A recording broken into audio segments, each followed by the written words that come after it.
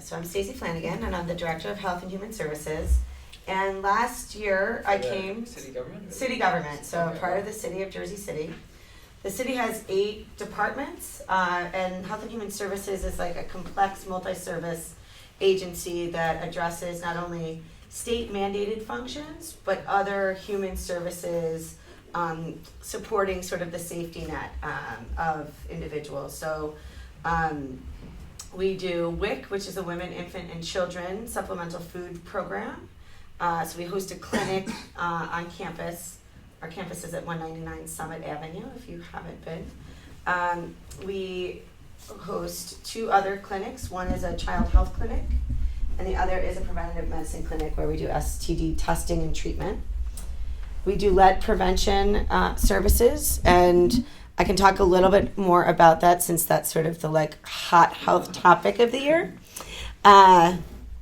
In addition to that, we run a lot of hunger fighting programs, and that's sort of where my background kind of comes to the table. So leveraging federal food programs. So we have a Meals on Wheels program. We have Congregate, which is a kind of a fellowship lunch program for seniors. And we provide support for Medicaid, affordable care, exchange, anything from food stamps or referral services, so kind of across the gamut. Under the Phillip administration in 2013, we decided, there's so many things that can be done related to health that the health department can't do on its own. And because the health department in the past didn't have enough funding to do a lot of these things, a lot of the issues that are kind of coming up around Jersey City as it's been changing and developing and resource tight is better done in partnership. So I'm happy to see Horizon and Barnabas because they're 2 of our really strong partners. There's 2 other federally qualified health centers and a for-profit hospital that we also partner with for a lot of the medical services components of our work. So from that space, we looked at kind of creating a partnership, and we call it the Partnership for Healthier JC. So #HealthierJC. And over the course of time, we were looking at what our partners are doing in the community so that we can kind of leverage the brand of health and build a healthier Jersey City, in fact. Which is why the first thing I put up here is the county health rankings and roadmaps. So when I came to the health department in 2013, Jersey City was pretty low on the county health rankings. And the goal, Jersey City is about 65% of the total population for the county. So as you can imagine, as this data is county aggregate data, as the county goes, right, is really kind of pushed by what's going on in Jersey City itself. So I wanted to share with you some of this just came out this week. It's sponsored in part by obviously the Robert Wood Johnson Foundation and the National League of Cities, which are also 2 additional partners in the Partnership for Healthier JC. Robert Wood Johnson is a funder of the health department as of last year, and they are funding what they're calling a blueprint for action. And so a blueprint for health, which we are working on. And so I'm going to engage you in some way to think about this blueprint. Our director of this project, the project director, Marianne Kelleher, spoke with Akezia and her team at length as we're developing a community-based survey to get an understanding of people's health values. So I might be able to tell you, or Rob can tell you, the top 5, sort of illnesses in our city. But if you don't value, cardiovascular disease in the same way because you might have a handicap and you are thinking about access to health in a different way that I'm looking at trying to get people to quit smoking, we have a mismatch in how we can add resources and put resources into those services. And so a big part of what we're trying to do, and under sort of the guise and the mission and the vision of the mayor, is being more deduplicative, right? So trying to reduce redundancy in our work so that the little bit of money that we have can go further and further and further. And that's really why partnerships like this are really important. The National League of Cities post this, and they actually had a press conference on the 16th in Atlantic City. So every state sort of identifies the county rankings and tries to kind of put into place where and how we can look at health and health outcomes and or health standings from a different place. So yeah, that's my fault. Sorry. So I'm going to share with you a little bit of information from here because it can give you sort of an overarching view. But I can tell you a little bit more of what we're working on from the blueprint space.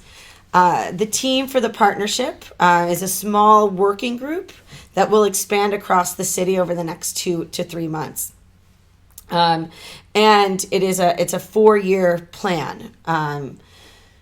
The partners are NJCU. We wanted to have a research arm and a team that had students in the field of health sciences. The Parks Coalition, because we felt that was an alternative way to think about health. 1 being outside, 2 being, things that parks are known for, like people exercising in them, and 3, the space in which many of the parks are doing planting and growing, which is a physical Let's Move activity as per the Let's Move campaign. Then the Housing Authority.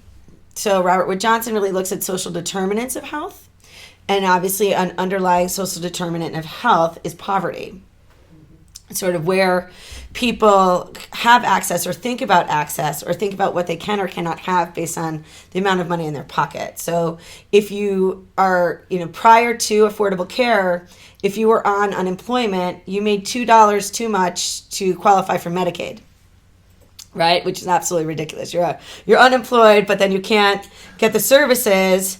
And so the few things that you can credit our governor with, which are very few, is that under affordable care, while he didn't go the route of a statewide exchange, which probably would have been more helpful in this state because we have so many uninsured, he did go the route of adding the 5% to the determinant for Medicaid, so that now if you're on unemployment, you actually make a little bit less in the percentage wise, because now it's 135% of poverty, and you can qualify for Medicaid, which alleviates a great burden. And Jersey City was sort of on the front end of affordable care in 2014 because we wanted to make sure the number of people in our county that were uninsured was grave. And what we saw post Affordable Care Act is not only did so many more people wind up on Medicaid, right, which was some type of support service, but we got 6,000 or 7,000 more people onto the exchange in a payable system. And that's because we have such a large, and many of you probably are in this environment, entrepreneurs here, and a lot of alternative work schedule individuals that are kind of coupling different projects together. And so these laws make a big difference and impact health in general in the community. But so what does that mean for health, and how healthy is our community? So you can look at kind of year to year and how to use this data. You can download full data sets if you want. And it's really a great tool from an aggregate perspective. And this is the bigger picture for Robert Wood Johnson, is can something get you to healthier? So I'm going to just share with you sort of what I think are minor successes in our work. I think I might have to now. So overall general health outcomes, Hudson County. No, how did I wind up there? Back into Jersey.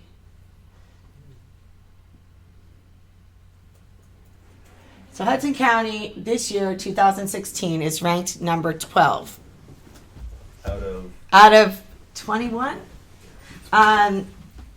So, but 2000. So when we came here, it was ranked 15. So under the Phillip administration, we took office. We put into place a partnership plan so that we can engage partners, work together, and start talking about health outcomes from a space that we hadn't before. And we sort of moved up and down this space. So we were 15, and then in 2014, we dipped, right? This is post, right? People starting to kind of come and utilize our service. More and more partnership efforts in place. We were then 14. And so in 2016, and this is overall, right? So 12. Now you can break that down. Then there's the health factors. I'll pull up by county here so you can see a little bit more detail. And sort of what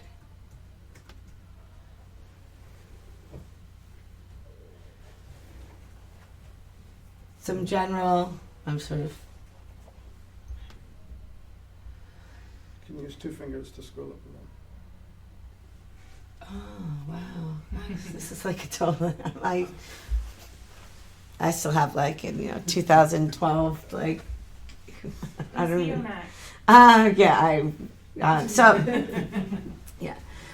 So kind of looking at different quality of life issues, sort of how you look at your mental health, physical health, general health, premature deaths, low birth weight, adult smoking, obesity. These are behaviors, right? So factors are different than outcomes. And so these are things that make us say, wow, we need to do a little bit more campaign-related work on sort of addressing some of these health issues that we might not have put money into in the past, because we're seeing some stagnation in percentages of these particular health factors that would over.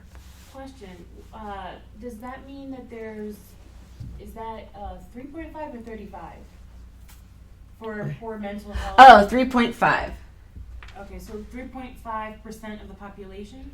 No, sort of on average, when interviewed, the number of poor days where you mental health, where you may have taken a sick day at work, but you might have just called it a mental health day. You just needed a break. And these are kind of just sort of basic quality of life, which is interesting because none of these issues of quality of life, right, are things that we talk about in your everyday quality of life. When you're talking about road diets on Grand Street or doing a health impact assessment in a community where we need to kind of look at pedestrian safety issues, which is sort of Emmanuel, where you're talking about where safety and health kind of are seen as part of the Center for Disease Control's Health in All Policies vision, right? Safety is a very integral part of health because mental health impacts safety.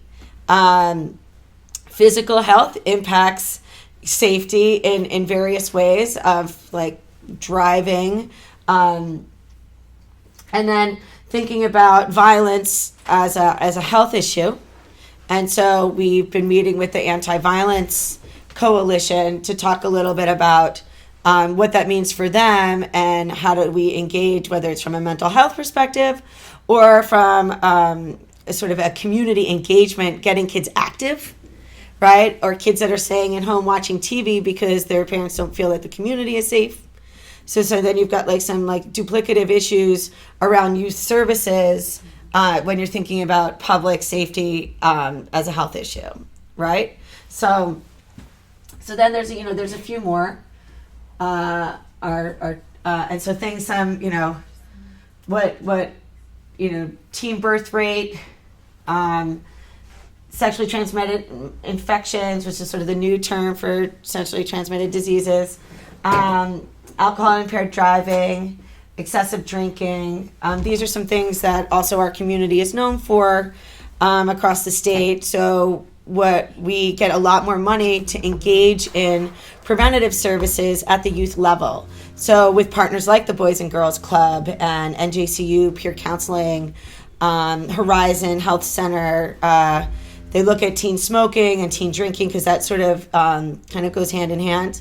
And most recently, there's been an uptick in LBGT teens smoking and drinking sort of during their sort of pre-coming out phase. And so now we give more money to Hudson Pride as part of our Governor's Alliance for Disease Prevention when it comes to alcohol.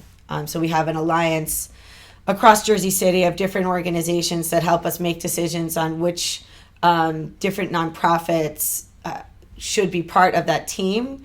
We only have about $260,000 for that, but that goes a long way when you're looking at small community organizations that want to engage in this and have like a greater volunteer passion. And so something like this, I'm really kind of thinking about where someone can go to get access to resources, which is a great thing that happened here at the Boys and Girls Club several years ago. A team from the Keystone teens went to a conference, came back, and really wanted to take a look at suicide prevention, right? And this is something that they're known for here, and access points. And my staff will call up some of those lines. And so a lot of the data, quote unquote, information is pretty arcane on some websites that are used by local nonprofits, because local nonprofits don't often have the next generation of people doing this work. And so engaging in this work, whether it's as a volunteer or a consultant or on a project basis, is really helpful. So some things you may not see on the city website, which is data like this, hopefully over time, we will be able to drive some of that into the open data portal. And so some things that you'll see in the upcoming weeks on the city's open data portal is sort of our client data, like the total number of people served. Mm-hmm. And in fact, Mary Jean, who's here, used to work on that data dashboard for the city of Jersey City. So she knows there's a lot of data points that we have, and sort of getting some of that, like number of people that come in for any particular immunization, number of people that we serve in WIC, how much money is given out per WIC check, how much fruit and vegetable checks do we give out, what kind of dollars are being utilized, how many people are we giving meals to, homebound seniors that we deliver meals to, how many seniors are coming to meals, how many workshops have we done on our own that we've been invited to do, how many workshops are we doing in partnership, and sort of having all of that information along with the state mandate. So the state mandates really specific things like health inspections. So your restaurants, your tattoo parlors, your beauty shops, your animals, right? So dogs and bird coops and over 10 chickens, you need a coop license. Little things that people just say, I don't know anything about it. I don't know where to find that information. Because our website there's so much information on our website. So if it's not readily available or if it's not under the right link, you might not find that as easily. But those are things that we're mandated to do as in addition to communicable disease surveillance. So when somebody, along with our sexual transmitted infection surveillance, when somebody has a communicable or infectious disease, no matter where they go in the country to a doctor, it is linked to their zip code. And if their zip code is here in Jersey City, it'll pop up into our database. And that database, every morning, we sort of check in, like, so do we have any new Hep B cases today? Or Hep A? Or, is there, and so with the Zika virus, right, everybody that has traveled back from some Latin American country where it's been an issue, or Caribbean nation, whether they went to a doctor in New York City or they went to a doctor in Morristown, if they live in Jersey City, we need to monitor them, right? And so we just did this through Ebola. So sort of when we enact, any person that came off, and Rob's team was involved in one of our Ebola cases as well, with our friendly nurse that we brought back to Maine. Anyone that got off a plane from one of those countries that was on the CDC list, we had to monitor for 21 days. So twice a day, we'd have to call them, make sure they check their temperature, give us a call, see if there was any changes in something that's going on with them, and then we track it. And so I think we tracked about 60-something cases, no open case. But those are things that sort of, when there's an emergency public health issue that comes up, the CDC will make recommendations, and then we sort of move on it. With Zika, this is so new that the CDC is still making recommendations. Those recommendations are changing daily.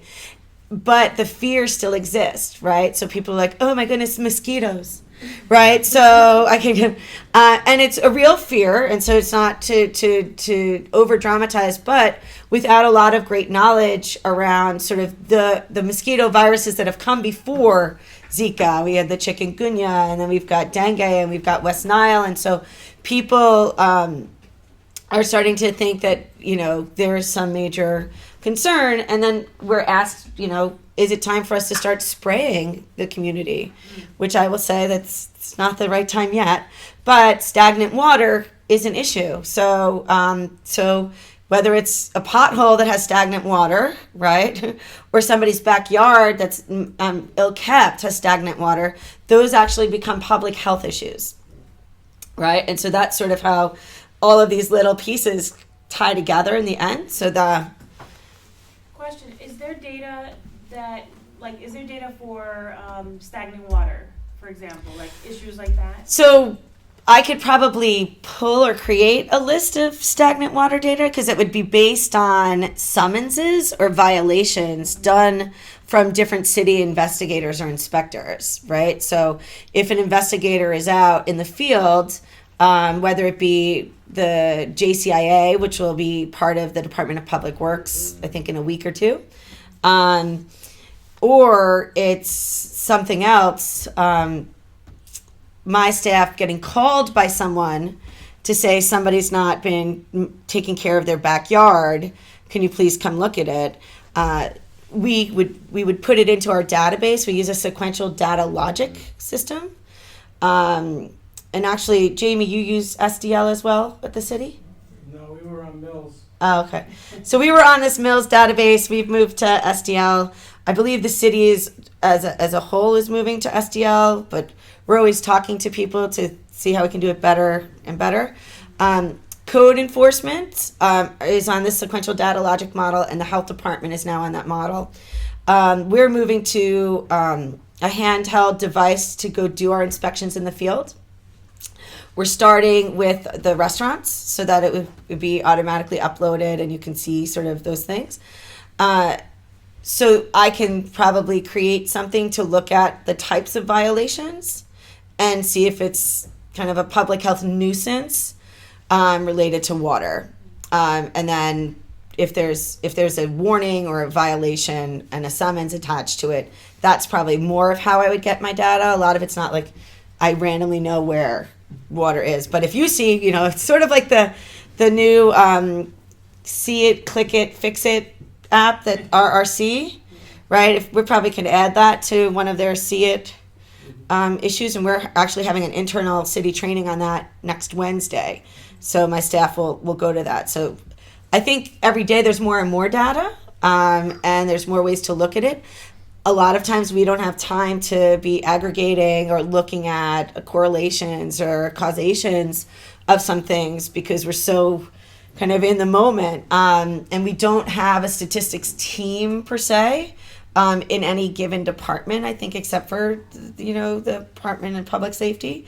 But I think that's an avenue where we have more and more skilled staff understanding statistics. I think it will help us work better with, you know, hackers like you so that we can think about real, meaningful evidence-based interventions to change that, and examples out there.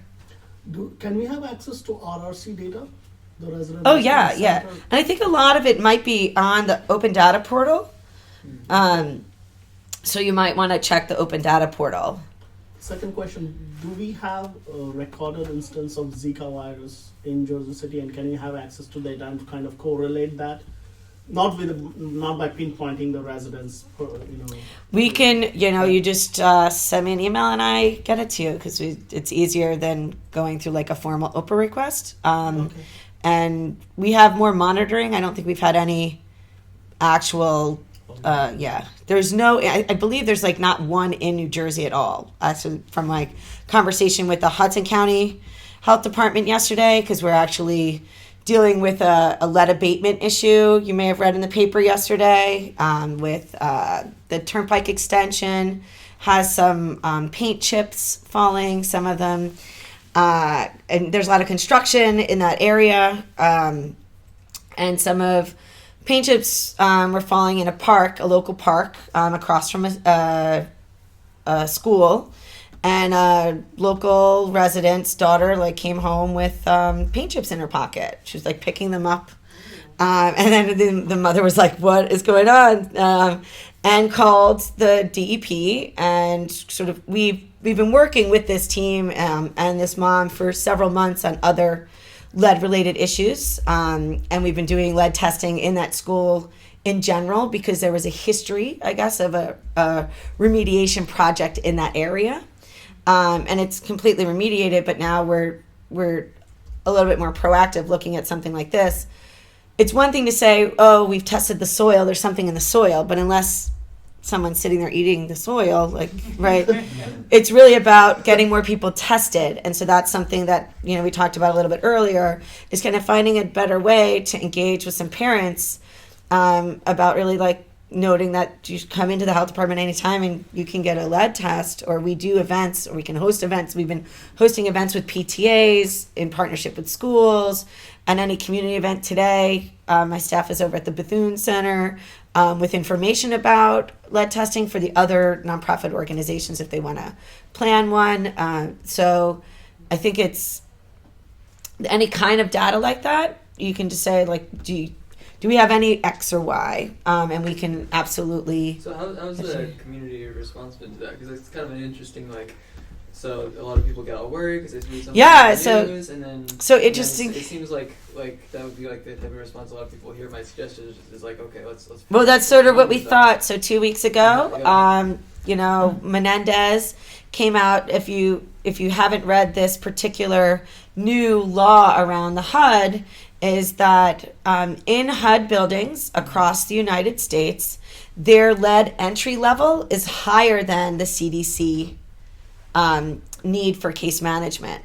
So they know they have a lead issue in many old buildings, but it's inherent in the building. And so how do they mitigate that risk, right, in a particular way? And so the issue now has been, how can we get more people tested and know that it really exists versus it may be somewhere? And the city doesn't test homes unless somebody has a high lead count. So, because that's not in our jurisdiction, but the county can test openly without a high lead count.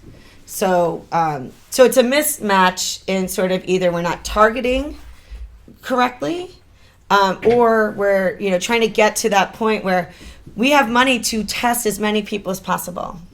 That money comes directly from the state. It trickles down from the feds, maybe in a block grant. There's money to test people. So there's hypersensitivity to it, but since 2014, we've only tested 3,600 people. So that's maybe 13% of the city, right? But if we can test more and more people, we'd have a more accurate understanding of the issue itself. So I think I feel like I've given you a lot to go or move forward or think about.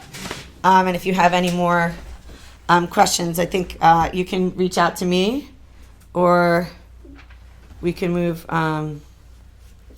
forward on that as I'm getting all these, like, someone has an issue about another part. The one thing I would like you to mention, and you've shared it with us, but if you can share it with everyone else, the issue with data, you input the data and it gets sent to the state. Yeah, but then- so a lot of our programs, so I'll say over half of the health department is funded by grants, right? And so every one of those grants has a different data capture, data management system.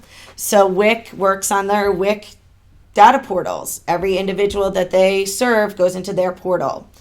The senior nutrition programs, everybody they serve goes into their portal. It's so much fun. The lead work, it's like a different. So if I were to like look at all these management portals, like I'd probably have about 20 different data portals on my computer.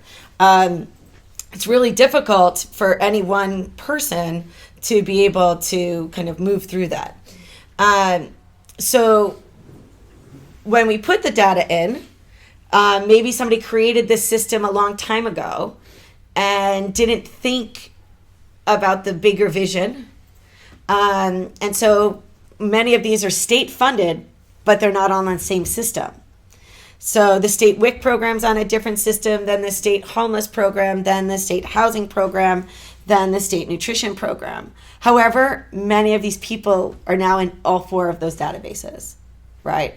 And like similar to some of the stuff maybe Rob will talk about, maybe things that they tell you aren't the same in every single one of those databases. So how do you connect them? You use social security number or Well, some places, because we serve a lot more undocumented people, particularly WIC or lead. When you're dealing with children, we deal in the undocumented environment. So not necessarily all through social security numbers. So maybe the database will give them a signed number.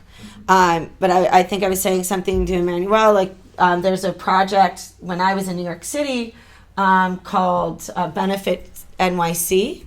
And it's like a one-stop shop for like you're one individual. You fill out that database, and every single type of program that you might have access to, whether it's food stamps, Medicaid, WIC, LIHEAP, getting like reduction on your rent or your heat or assistance and welfare, it's all in the same data system. Now, if every state was similar, right, and it's not, and New Jersey is really unique, and has a really arcane IT infrastructure, it makes it that much harder. So this group, Single Stop USA, has been like trying to break into New Jersey for a really long time, but because our data systems are so difficult, and by county they're different too. They're in one or two county community colleges, but Hudson County, who they want to work with, and we would like them to come here, it's been harder for them to break into. So yeah, there's like one side of, people that have needs also fill out way too much paperwork and are in every single database that can't read each other. And then because it goes into the state, which to some degree becomes a vortex for us. And how I want to see the data might not necessarily be the same way they want to see the data. So my trends at a local level are not the same trends that they are looking for. So then I have to ask them if they can pull a report for me. And so that's where things become a little bit difficult for us. I think with the problem, I don't like to say problem, I think the issue is that there's so much division going on. Yeah. That there's no unity. Like if you were to pull it all under one umbrella, it would work. So the issue is there's no problem, there's only solutions. The issue is division. Yeah. And that's what any Stacey or any other department director probably has to go through. Yeah. Deal with. Because Jamie works for the city and works in a completely different division under a different department and uses different databases to do the same work. And it's the same problem because, and the paper, the waste of paper is that's So- it should be all under one, each department should be a department, not with 5 different Yeah. divisions.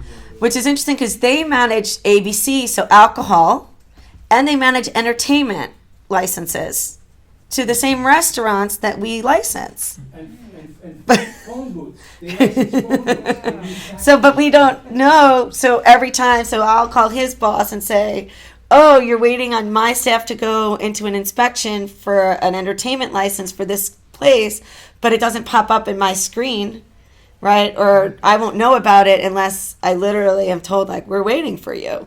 And that's sort of how and I think they're just been built, and we did just actually have some meetings on Thursday of like, how do we, we're all about like improving and deduplicating, but it does take a long time to even find out what everything really is. It's really a complex system. What is that website again? This website is countyhealthrankings.org. That is some good data. Yeah, this is used all over the country. And this is supported by Robert Wood Johnson, and this is a foundation of theirs when they're looking at how they put grants together. So while we've moved up a little, like I think that's actually a good sign from the health outcomes space. That means our EMS is doing great work, our federally qualified health centers are doing great work, and we can push on that space of partnership to make sure that there's more leverage money for campaigns. So we don't do a lot of anti-smoking, and we don't go down, we don't have a lot of that same dollars that you might see in Newark or New York.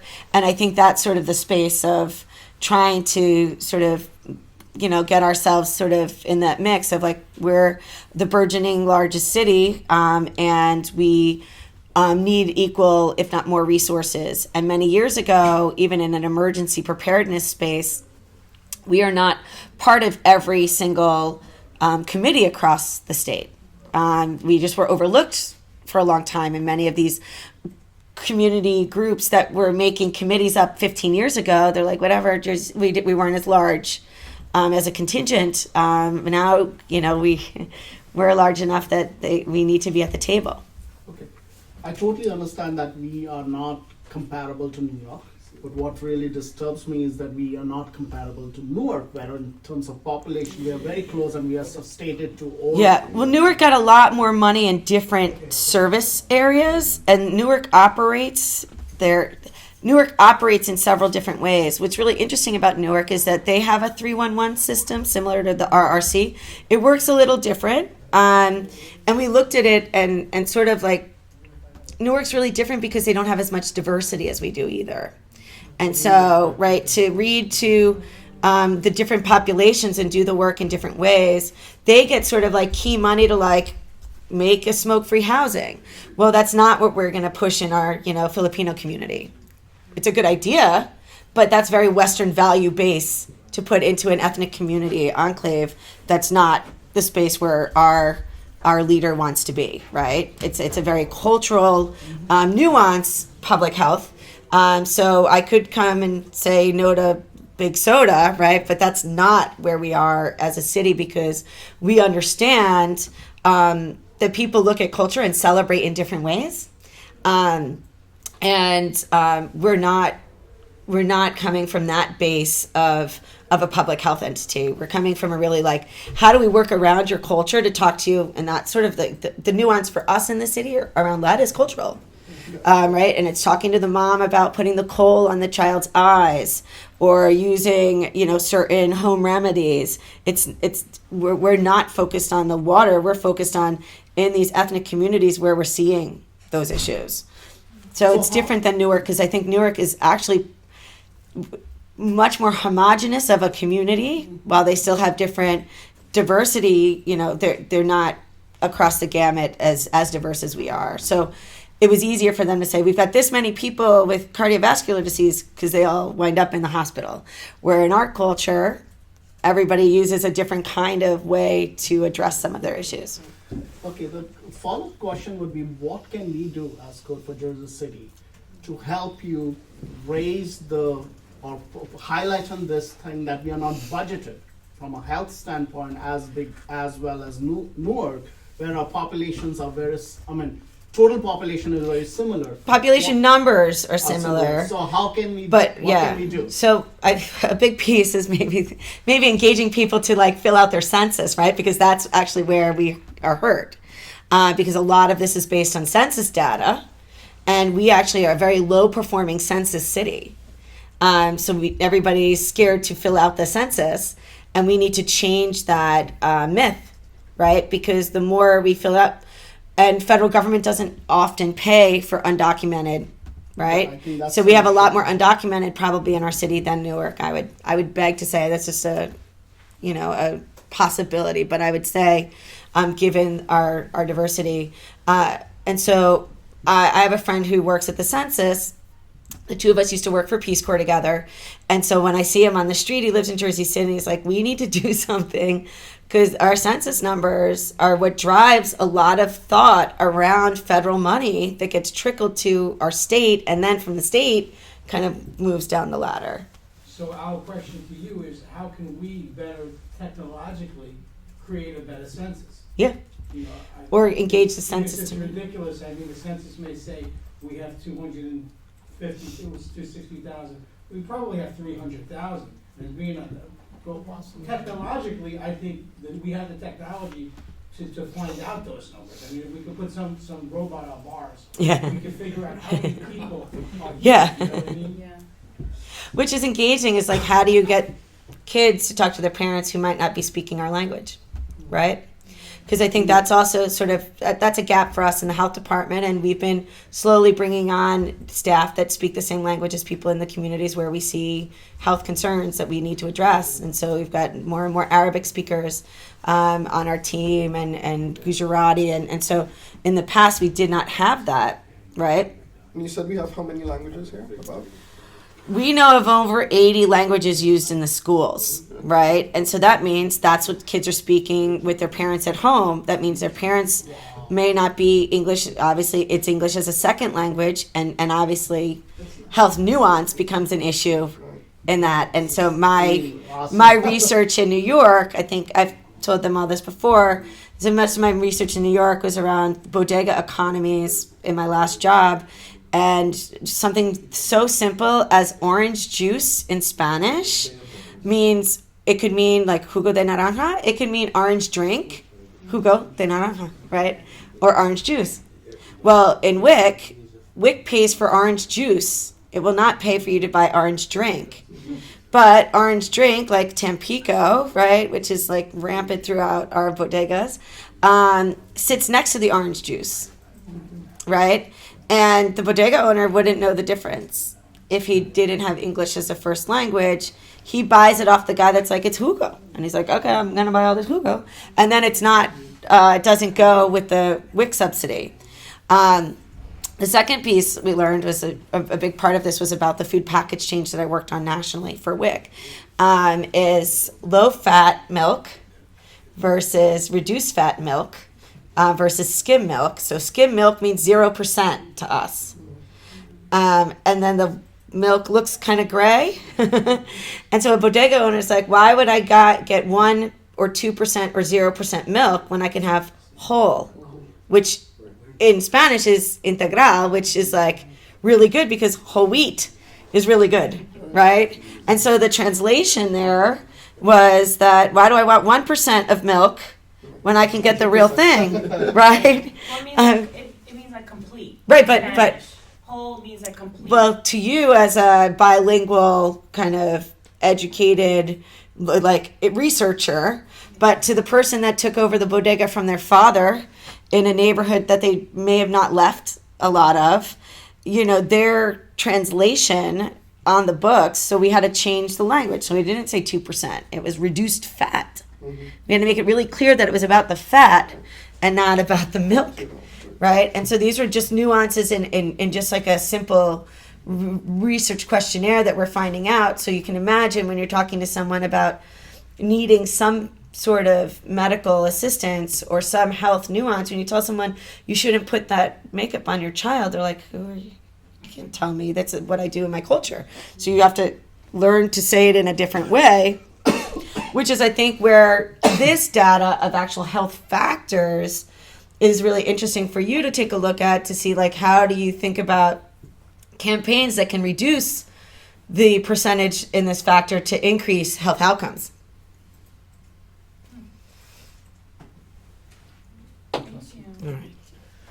Now I really have to go to my next one. Yeah, no, so thank you very much, Stacey.